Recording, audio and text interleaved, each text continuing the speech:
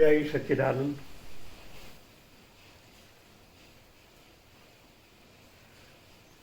अब हम और भी वाक संस्कृत शब्द है, गुजराती में हम उनको शब्द कहते हैं।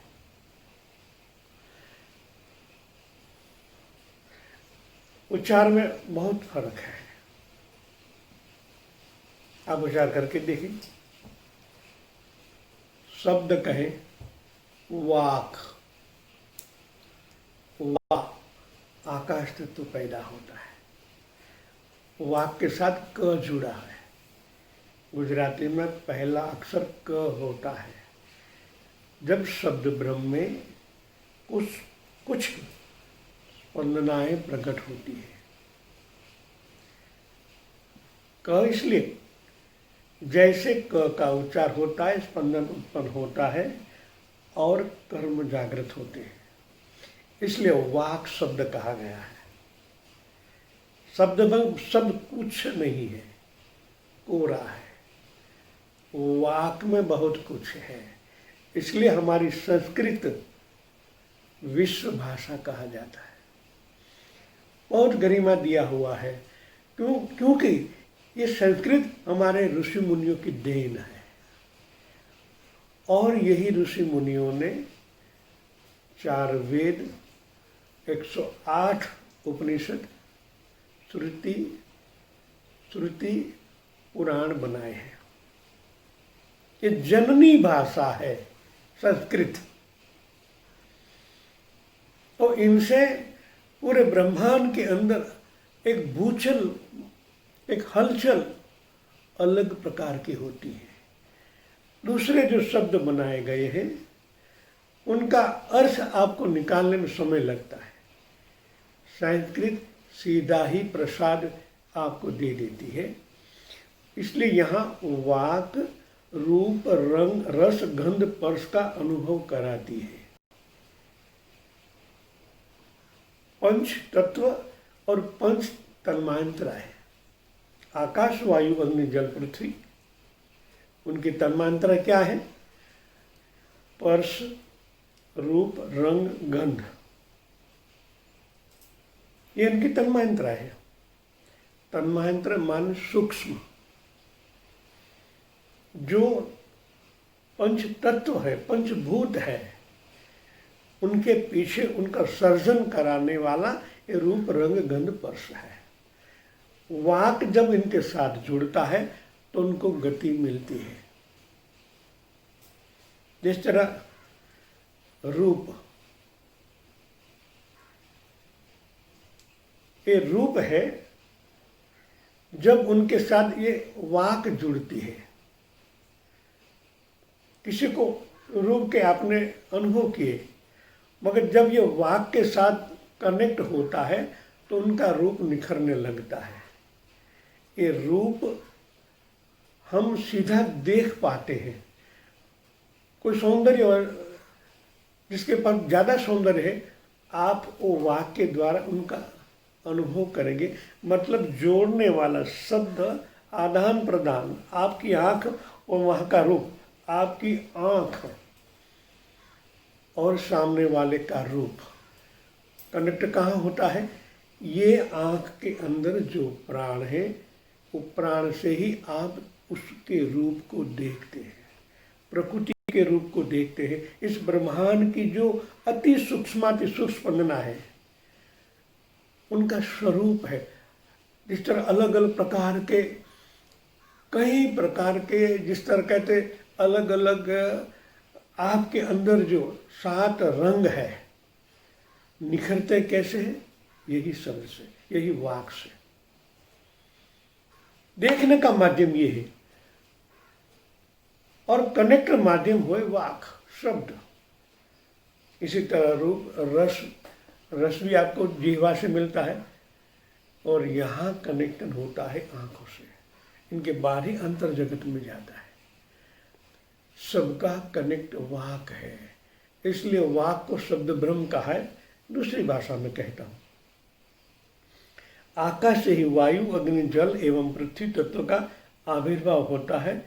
इसी के वाक को विश्व रूपिणी, बहुरूपिणी और देव शक्तियों उसे अधिष्ठाती कहा जाता है। किसी देव को प्रसन्न करना हो तो वाक के बिना नहीं होता। वाक संयोजक है। देवता और आपके बीच में संयोजक का काम ये वाक शब्द ही होता है। मैं यहाँ शब्द नहीं कहता, शब्द पीछे कहता हूँ, पहले वाक कहता हूँ। वाक आपके मुख के द्वारा उनका कनेक्टेड हृदय से, हृदय का कनेक्शन वाक से, वाक का कनेक्शन आंखों से। 5 तत्वों का मिलन स्थान ही वाक है। और अधिष्ठाता देवता को प्रसन्न करना हो तो वाक के द्वारा ही वो प्रसन्न होता है, क्योंकि ये तरंग स्पंदन आप और देवता के बीच में सेतु बन जाता है। बिना सेतु से कुछ भी आदान प्रदान नहीं होता। यही मन उनके द्वारा उनका अनुभव करता है। अग्नि भूलोक है, वायु भूवलोक और वरुण स्वलोक। वैखरी जब मंत्र साधना द्वारा सूक्ष्म होती चलती है तो तीनों लोकों पर उनका अधिकार होता चला जाता है। वैखरी, मध्यमा, पश्यंती, तीनों का मिलन स्थान तो वाकई है। कई भूचल इनसे हिलजुल जाती है। और जब यह देवता प्रसन्न होते तो आप बहुत कुछ प्राप्त कर लेते हैं, सिद्धियां से लेके बहुत कुछ। भू भुव स्व, 3 लोक, स्थूल, सूक्ष्म और कारण जगत को एक करती है यही वाक। इसलिए वाक आदान प्रदान का मुख्य आधार है। आपका हृदय, हृदय से नीचे परा उत्पन्न यहाँ से होती है, क्योंकि प्राण का मूल स्रोत ही नाभि है। हर एक स्पंदनाएं नाभि से उत्पन्न होती है, मगर परा में कोई आकार सर्जन नहीं होता। एक एनर्जी है। एनर्जी जब हृदय स्थान में आती है तब वो भाव को जगाती है और भाव वाक का रूप धारण करके बाहर स्पंदनाएं जागृत करता है। आप बोल देते मगर कैसे होता है, कभी आप अंतर्मुखी हुए नहीं हो, इसलिए ये ज्ञान नहीं है। जैसे आप अंतर्मुखी होते हो, जब पहले आप नाभि से ध्यान करें, हृदय को स्पर्श करें, इनके बाद बोले। शब्द की, वाक्य की ताकत बढ़ जाती है। खाली वैखरी से बोलेंगे तो इतना रिजल्ट नहीं मिलेगा जितना आप नाभि से उठाएंगे शब्द को, क्योंकि वहां शक्ति, एनर्जी है। बिना एनर्जी को भावनाएं फोर्स से नहीं जाती, फोर्स जरूरी होता है। इसलिए परा, पश्यंती, मध्यमा और वैखरी, इन चारों का तालमेल होना जरूरी होता है। क्योंकि यहां से बोलोगे तो यहां से कोई फोर्स नहीं मिलता है।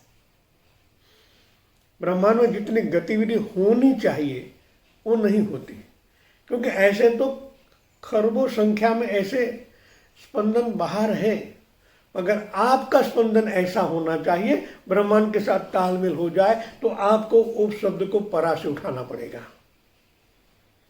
प्राण से आप जब कनेक्ट होते हैं, आपकी भावनाएं जागृत होती है, ये भावनाएं आपको देवता जगत तक पहुंचाती है। इसलिए तीनों लोक का मिलन है, स्थूल, सूक्ष्म, कारण।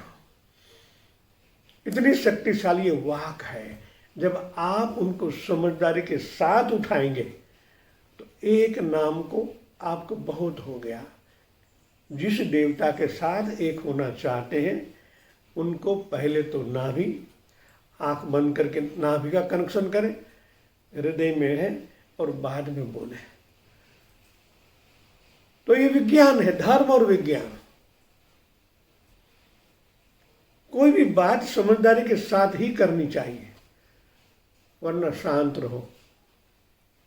आपका शब्द तभी ब्रह्म बनेगा। जय सच्चिदानंद।